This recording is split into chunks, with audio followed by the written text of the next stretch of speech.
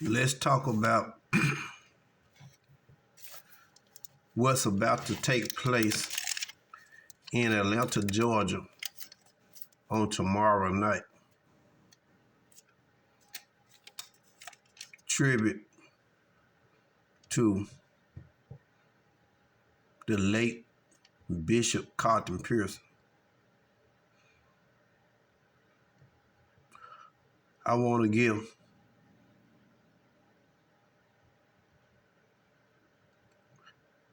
the young lady on YouTube her flowers for touching on this. I really don't want to call her name. I really don't want to call, but Standard of Truth podcast. The young lady does a magnificent job covering a lot of issues that directly affects the church. And she did a wonderful job on this one. And I'm sure a lot of people going to be touching on this after tomorrow night. A lot of people going to be for it. And a lot of people are going to be against it.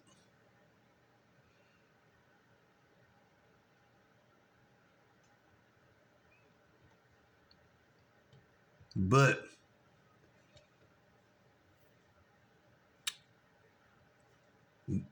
we are about to see, and we have been seeing,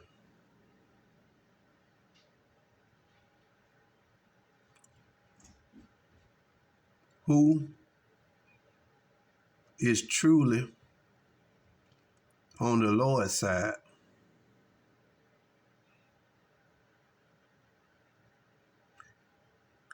It's getting real touchy right now. This stuff surrounding Carlton Pearson is really shining a spotlight on the church people. We are seeing right before our very eyes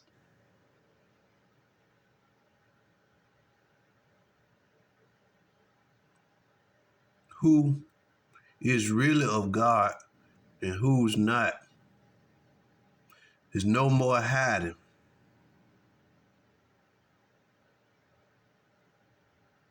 If you ever wonder about where a lot of people stood with God on a lot of issues, and these are preachers, well-known figures among the Black community church, the likes of Pastor Shirley Caesar, John P. Key, Pastor William Murphy, Leandra Johnson, that train wreck,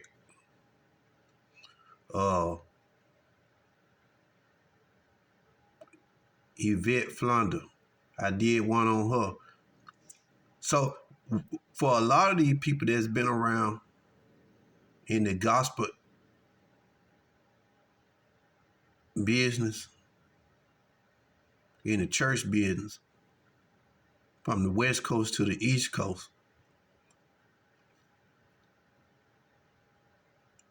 a lot of them have always had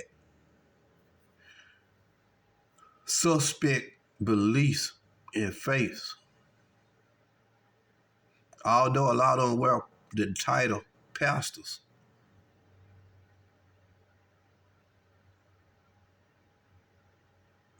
If you really study these people and watch these people over the years, you already have a good idea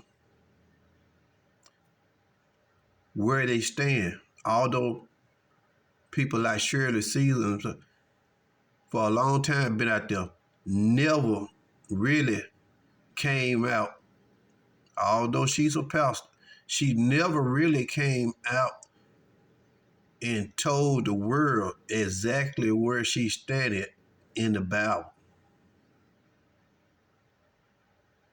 Ain't it funny that when you have pastors, well-known pastors, that people we know, we supported over here, we know they are pastors and preachers, but they never made it clear through the years exactly where they stand. Yeah, they'll preach, they'll get in the pulpit and preach stuff, but when it comes to them, they personal convictions or whatnot concerning the Bible, we don't know.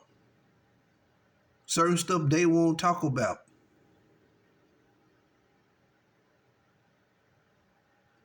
They preach for years and years and years, but it's a whole lot of stuff they won't preach about. They tend to preach the same topics. And they've been getting away with that for a long, long time. But this is showing, this stuff we're calling Pearson 2023 is going to be the year of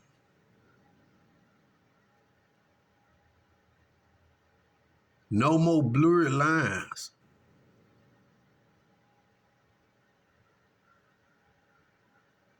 It's going to be the year of finding out and seeing exactly whose side are a lot of these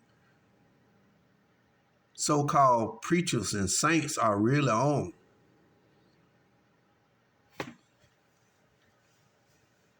Let me turn to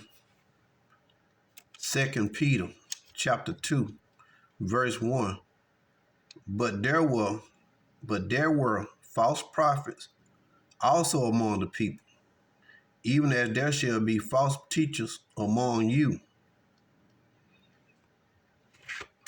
Don't let that go over your head. But there were false prophets among the people, even as there shall be false prophets among you, who privately shall bring in damnable heresies, even denying the Lord that brought them, and bring upon themselves swift destruction. And many shall follow their pernicious ways, by reason of whom the way of truth shall be evil spoken of. Apostle Peter spoke very candidly about false prophets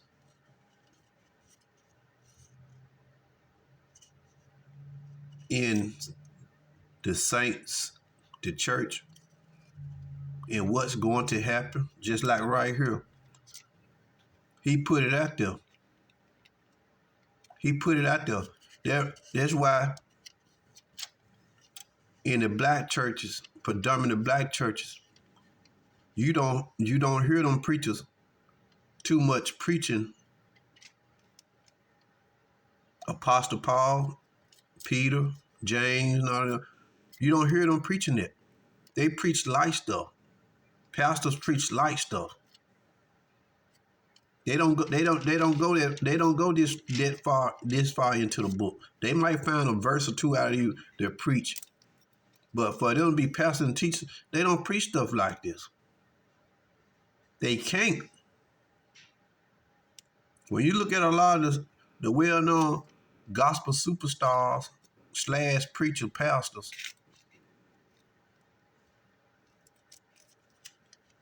it would be against their best interest to preach stuff like this because of their titles, gospel artists.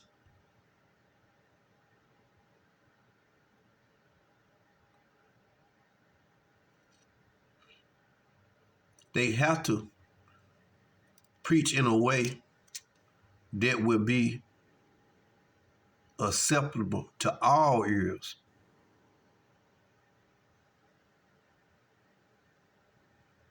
They have to preach in a way that won't turn off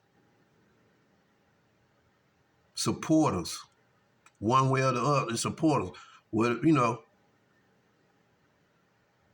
because they are invested money-wise. They stand to lose a lot in the money department, because truth be told, a lot of them gospel artists who've been around for a long time, have been established. A lot of them are pretty much living from check to check.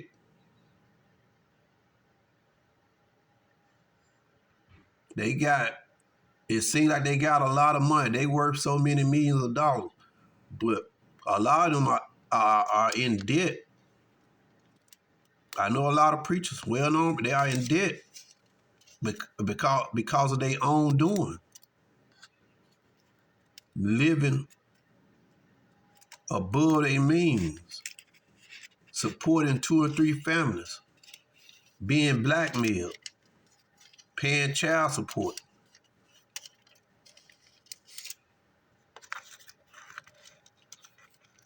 But this concert that's going to take place tomorrow night in Atlanta, ain't nothing holding Atlanta without that concert. Many churches are packed in Atlanta today, Sunday service. But you'll be hard pressed to find real Bible saints in any of them churches down there. Probably the churches that probably got 20 or 30 members. You'll find some holiness in them little small churches. But the churches that have big names,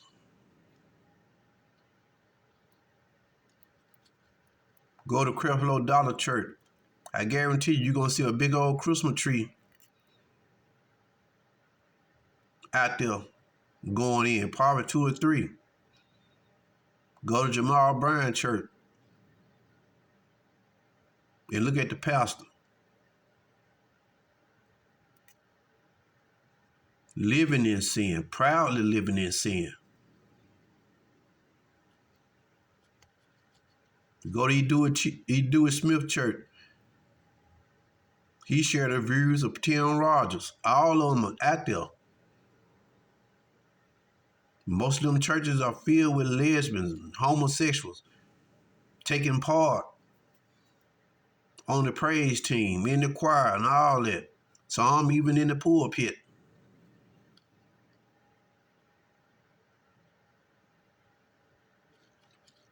But look at all the names who are going to be participating on their program tomorrow night, paying tribute to a reprobate, to a man that turned away from the truth, started preaching a damnable gospel. Peter's letting us know right here, but there were false prophets also among the people. He talking about even in the Bible days. Back then, even as there shall be false teachers among you, false prophet, false teachers. You go to the book of Ephesians, and he gave some apostles, some preachers, some evangelists, some teachers, all designated for the same thing.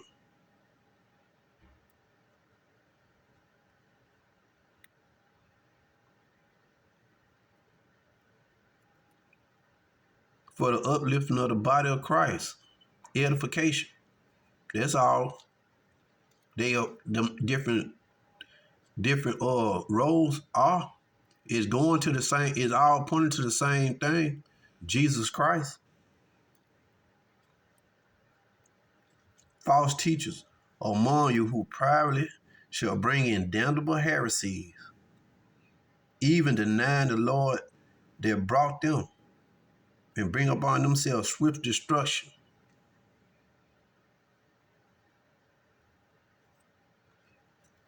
Yvette Flounder, open lesbian, called herself a bishop. Pastor Shirley Caesar, a pastor, clearly violating the Bible. John P. Key, he's a pastor.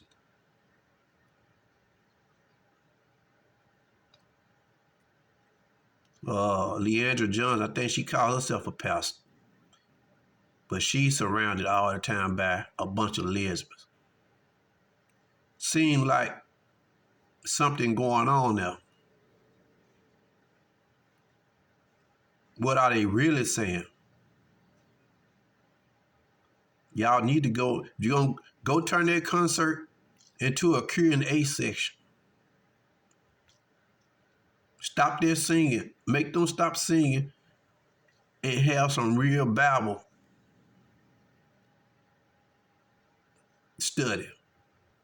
Find out what their beliefs are.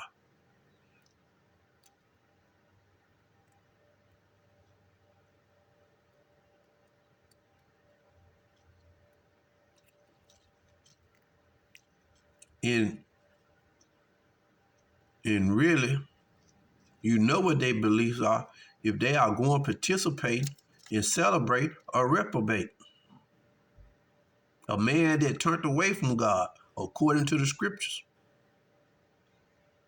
Galatians. What Paul tells the Galatians.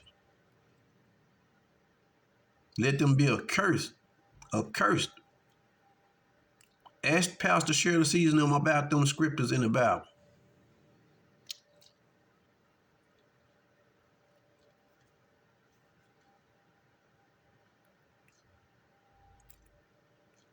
There's a lot of other people on that program. Nothing but heathens. That's all they are. A bunch of heathens. They move for money. They operate on the basis of money. The Bible says you can't serve God and money. Because they wear the title pastors and all that don't mean nothing. Look at how they align with the scriptures. You have women call themselves pastors, clearly out of the will of God. In the gospel music industry, ain't nobody checking nobody. The men ain't checking the women.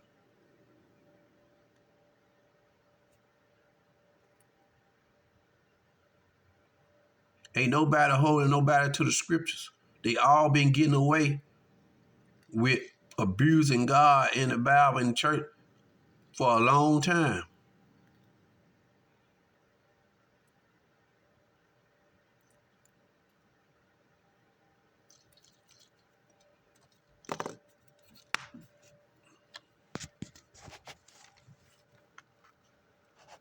The dead celebrate the dead.